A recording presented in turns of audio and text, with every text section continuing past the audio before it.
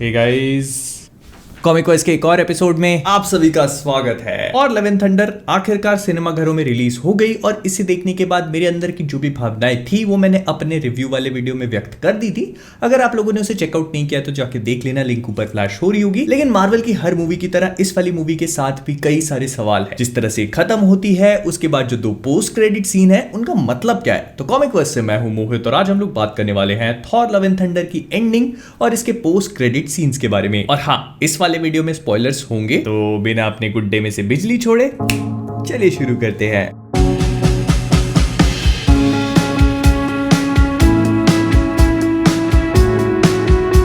Okay, तो Thor love and thunder का basic concept वही था जो हम लोग कॉमिक बुक्स में और इसके ट्रेलर्स में देखते आ रहे थे। मतलब गॉर द गॉड बुचर को अपने पर्सनल ग्रज थी भगवान लोगों से और इसी चक्कर में उसे नेक्रो स्वॉर्ड की प्राप्ति होती है। अब अगर आप लोगों ने मेरे पुराने वीडियोस नहीं देखे हैं तो आपके ऊपर थोड़ा सा कॉमिक बुक्स का ज्ञान उड़ेल देता हूं। तो नेक्रो स्वॉर्ड बेसिकली कॉमिक बुक्स में एग्जिस्ट करने वाला एक बहुत ही पावरफुल वेपन है जिसको वेनम और कार्नेज जैसे सिम्बियोट्स के गॉड नल ने क्रिएट किया था और वो भी एक्सट्रीमली पावरफुल था। अब कॉमिक बुक्स में भी नेक्रो स्वॉर्ड गॉर को कुछ इसी तरह से मिलती है, लेकिन इस मूवी में थोड़ा बहुत इसको चेंज कर दिया गया। सबसे पहले तो इसकी अपीयरेंस बहुत ज्यादा डिफरेंट थी। उसके बाद हमने ये देखा कि वो खुद ब खुद गॉर के डिप्रेशन और एंगर पे फीड करके उसकी तरफ चली आती है, जिसका इस्तेमाल करके वो गॉड्स को स्ले करना शुरू कर देता है। और जितना वो नेक्रोसॉर्ड को यूज करता जाता है उतना ही ज्यादा करप्ट होने लगता है। और थॉर लव एंड थंडर हमारे थॉर की जर्नी का सबसे लेटेस्ट पार्ट था, जिसके लिए आपको थॉर 1, 2 और 3 तीनों देखनी पड़ेंगी। इनफैक्ट मार्वल के जितने भी टीवी शोज या मूवीज हैं उनको दोबारा से देख के रिवाइज करने के लिए हमें सब्सक्रिप्शन एप्स जैसे कि हॉटस्टार या फिर Amazon प्राइम का सब्सक्रिप्शन लेना पड़ता है। लेकिन सब लोग जानते हैं कि OTTs कितने महंगे हैं, इसीलिए मैं आज आप सबको फ्लिक के बारे में बताऊंगा। मैं इसे पिछले 1 महीने से यूज कर रहा हूं and it has been a game changer for me. अपने फेवरेट शोज मैं OTT प्लेटफॉर्म्स पे देखता हूं और वो भी at amazing discounts. Flick India का first subscription market place app है जहां पर Disney plus, Hotstar, Prime Video और इन्हीं के जैसे कई सारे OTTs, फैशन, लाइफस्टाइल, म्यूजिक और इसके अलावा भी बहुत सारे सब्सक्रिप्शन ले सकते हो, वो भी 40% डिस्काउंट के साथ। और सबसे बेस्ट बात, फ्लिक के बंडल फीचर के साथ मुझे 2 सब्सक्रिप्शन के प्राइस पे 4 सब्सक्रिप्शन मिल गए। है ना जबरदस्त। तो फुल पैसे क्यों देना जब आप मार्वल की जितनी भी मूवीज और टीवी शोज हैं उन सबको कैच कर सकते हो फ्लिक के जरिए, वो भी एक्साइटिंग डिस्काउंट्स के साथ। तो लिंक डिस्क्रिप्शन में है। एंड्रॉइड यूजर्स जाके डाउनलोड करो और पाओ 100 रुपीज के फ्लिक कॉइन सिर्फ इस वीकेंड के लिए, जिसका मतलब एक्स्ट्रा डिस्काउंट कोई भी सब्सक्रिप्शन लेने पे। तो जाके डाउनलोड करो, एंजॉय करो एंड स्टे ऑन फ्लिक। अब इतने सारे गॉड्स है तो उनको एक एक करके पेलने की बजाय वो सोचता है कि काम करता हूं, मैं इटर्निटी नाम की एक बीइंग के पास पहुंचता हूं जो सेंटर ऑफ द यूनिवर्स में है, क्योंकि उसे ढूंढने के बाद मैं अपनी कोई भी इच्छा पूरी करवा सकता हूं। लेकिन ये काम करने के लिए उसे स्टॉर्म ब्रेकर की जरूरत थी जो बाइफ्रॉस्ट को ओपन कर सकता है। अब यहां पर मैं थोड़ा सा क्लैरिफिकेशन दे देता हूं। तो कॉमिक बुक्स में भी इटर्निटी, एंट्रोपी, इन्फिनिटी और डेथ नाम की 4 ऐसी कॉस्मिक एंटिटीज एग्जिस्ट करती हैं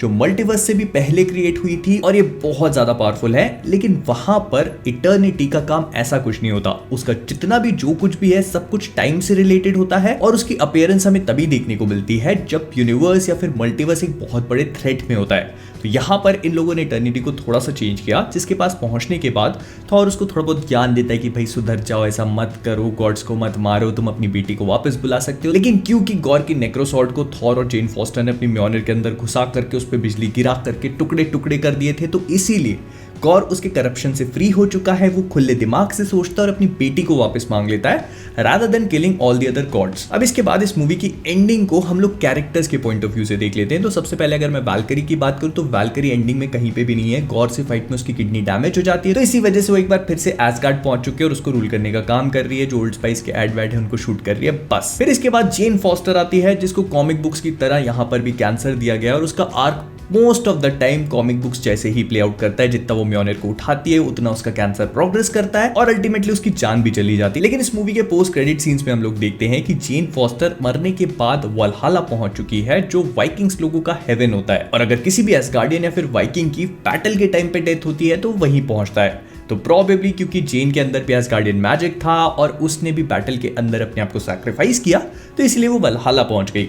अब कॉमिक बुक्स में भी ऐसे ही कुछ होता है। यहाँ पर मैंगॉग नाम का एक बहुत ही ज्यादा पावरफुल विलन आता है जो पूरे के पूरे एस्गार्ड को डिस्ट्रॉय कर देता है, सूरज में फेंक देता है, और जेन फॉस्टर उसी फाइट में अपने आप को सैक्रिफाइस करके मैंगॉग को रोकती है, तो उसके लिए वल्हला के दरवाजे खुल जाते हैं। लेकिन वल्हला में एंटर होने के जस्ट पहले ओडिन भाई साहब उसको रिवाइव कर देते हैं, तो वो जिंदी हो जाती है। लेकिन अब वो थॉर नहीं बनती, बल्कि बनती है एक वैल्करी। फिर इसके बाद अगर मैं गॉड द गॉड बुचर के बारे में बात करूं कि क्या उसकी सच में डेथ हो चुकी है, तो बोलते हुए दिल पे पत्थर रख रहा हूं। लेकिन हाँ, जितना भी जो कुछ भी हमें दिखाया गया है, ना केवल उसकी डेथ हो गई है बल्कि उसके कैरेक्टर तक को रिडीम कर दिया गया है। तो अगर वो वापस आता है और एक विलन बनता है तो वो चीज अब जस्टिफाइड फील नहीं होने वाली, अनलेस एंड अनटिल नेक्रोसॉर्ड दोबारा से आ जाती है और उसको करप्ट कर देती है। स्पीकिंग ऑफ विच, वैसे हमें दिखाया तो इसी तरह से गया है कि नेक्रोसॉर्ड भी डिस्ट्रॉय हो चुकी है, लेकिन अगर इन लोगों को नल को आगे एमसीयू में लेकर आना है जो एक बहुत ही अच्छी स्टोरी लाइन को सर्व कर सकता है, तो फिर ये लोग नेक्रोसॉर्ड को भी वापस ला सकते हैं। बहुत सारे तरीके, बहुत सारे। और एंडिंग की इस पूरी सीक्वेंस में मुझे सबसे ज्यादा मजा इस छोटी सी बच्ची को देखकर आया, क्योंकि लव नाम की लड़की जिसको इस मूवी में दिखाया गया है, उसके पास सुपर पावर्स होती है। तो जहां तक मुझे लगता है तो ये प्रोबेबली मार्वल कॉमिक्स में एग्जिस्ट करने वाली सिंगुलैरिटी नाम की कैरेक्टर है। आपको एंडिंग में वो रिफ्लेक्शन वाला सीन तो ध्यान होगा ही, जहां पर पानी के सरफेस में जब हम इस बच्ची का रिफ्लेक्शन देखते हैं तो हमको वो इटर्निटी जैसे ही नजर आता है। कॉमिक बुक्स में भी सिंगुलैरिटी नाम की एक छोटी सी बच्ची एग्जिस्ट करती है जो पूरी की पूरी इटर्निटी जैसी ही नजर आती है, और इसके पास अपने अंदर एक पूरा का पूरा पॉकेट डायमेंशन होता है। लेकिन जानते हो इससे भी ज्यादा मजेदार बात क्या है?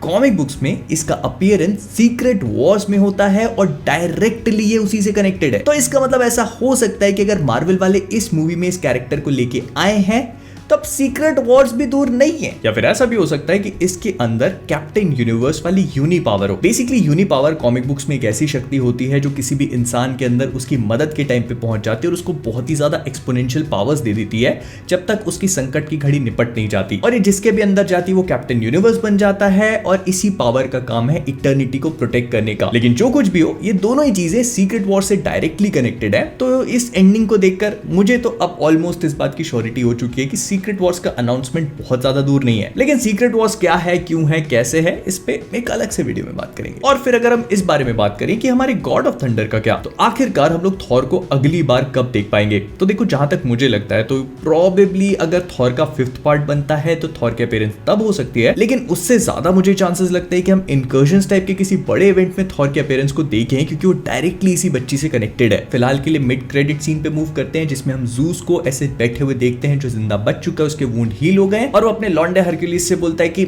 गजब बेइज्जती है यार, जब भी इंसानों को मदद की जरूरत पड़ती है तो वो सुपर हीरोज को बुलाते हैं, गॉड्स को नहीं। तो अब बहुत हो गया, इनको अपनी जगह हम दिखाएंगे, क्यों हरक्यूलिस? तो हरक्यूलिस से बॉडी वॉडी बना के बैठा तो खड़ा हो जाता है, और इसकी कॉमिक बुक एक्यूरेट वाली कॉस्ट्यूम देखने को मिली हमें।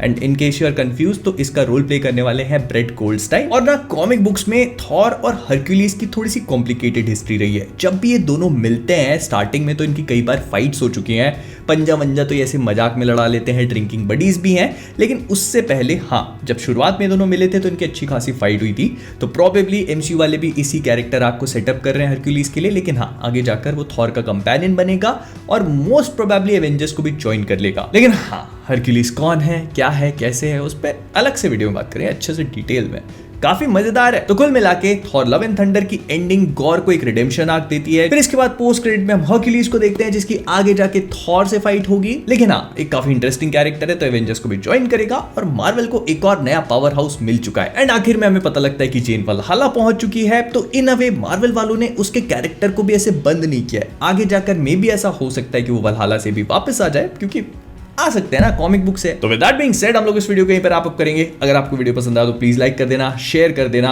और हाँ, फ्लीक की लिंक डिस्क्रिप्शन में है, जाके डाउनलोड कर लेना। तो जाने से पहले कॉमिक वर्स से मैं हूं मोहित, और आप सभी लोग एज ऑलवेज कीपिंग ऑसम।